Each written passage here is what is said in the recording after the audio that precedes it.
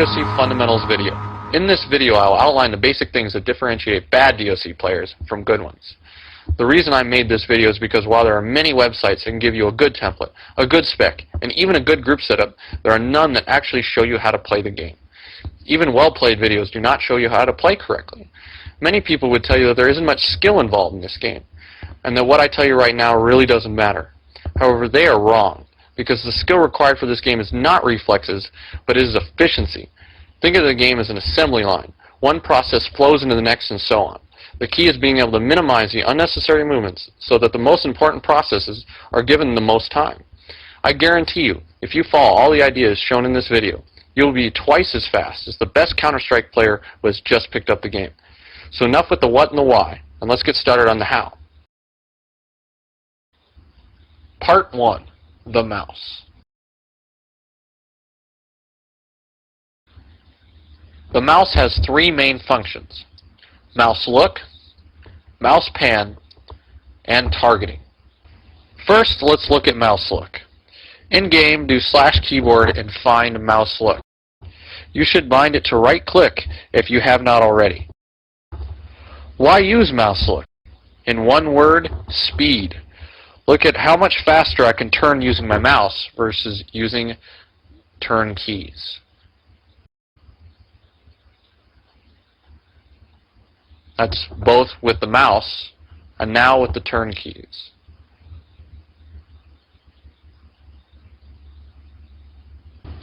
Okay, that was simple. Now let's look at mouse pan. In-game, do /keyboard and find mouse pan. You should bind this to left click or another key on your mouse. Why use mouse pan? For awareness all around your character when you are moving or facing something.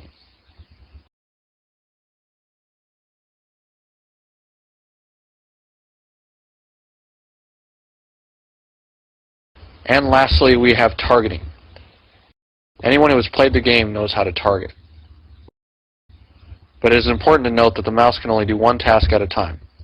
Whether mouse look, mouse pan, or target, to do one, you can't do any of the others. This is all for part 1, but we will come back to that point again, so remember it.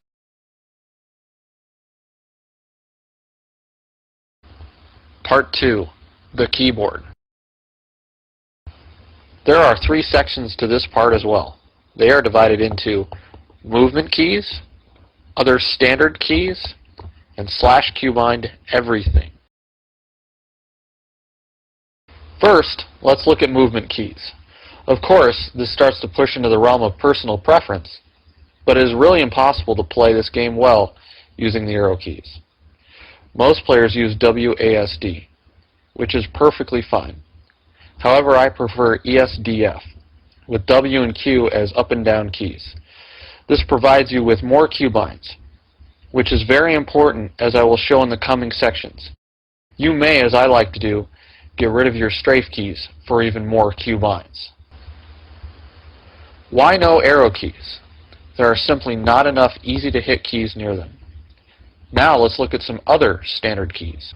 You will need to have these extra keys within easy reach of your left hand, and if you can fit a few on your mouse, that would be even better. Stick, face, run lock, reset camera, sprint, attack mode, nearest enemy, and last attacker. Last but definitely not least, /keybind everything. Yes, I said everything, even if you have to use shift keys. Why can't I click any of my spells, styles, or items? Remember what I said in part 1 about the mouse. If you are clicking anything on your toolbars, you are definitely not turning, panning, or targeting. So just don't do it. This is the single biggest efficiency killer in DAoC.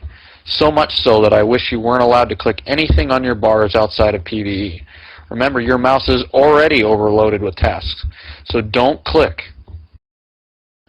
Here we have an example keyboard setup using the fundamentals learned in this part. This is a Banelord Blade Master. It is important to note that the most important and often used keys are closest to the movement keys. Also, styles such as Ice Storm and Snow Shower are grouped together to allow them to be easily backed up. Apart from your targeting mouse look and mouse pan, your mouse should include some buttons for extra binds. Also, artifacts and pots can easily be bound to F keys for easy access. Part 3.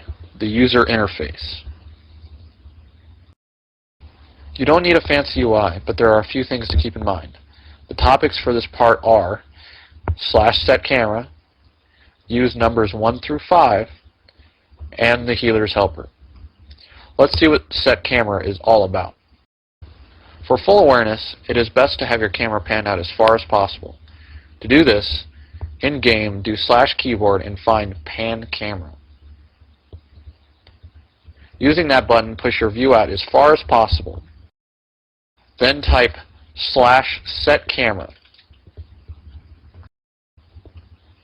Now, whenever you hit your reset camera, it will reset to the panned out view. Use numbers 1 through 5. Plan on using numbers 1 through 5 if you use WASD. Anything farther should be used for less than crucial keys. Everything else should be queue bound. The healer's helper. This handy little group window is nice for healing types to easily recognize damage, target, and heal.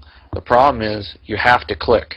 So unless you want to target your group mates with 8 different keys, which doesn't seem that practical, you will have a bit of trouble in hectic situations in RVR with your mouse. To alleviate this, put your healer's helper as close to the center of the screen as possible, which will minimize the distance your cursor will have to travel.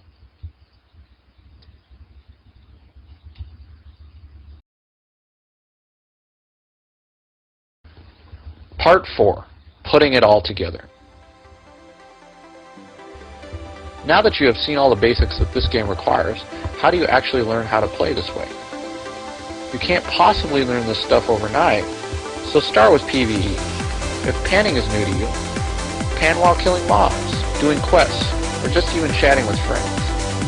The only way to be able to do all these things effectively is to make them an unconscious habit. Lastly, be creative. Play around with your setup and use what works best. Change your mouse sensitivity and find a nice middle ground for speed and accuracy. If this video is popular, I may do a video based on 8-man tactics.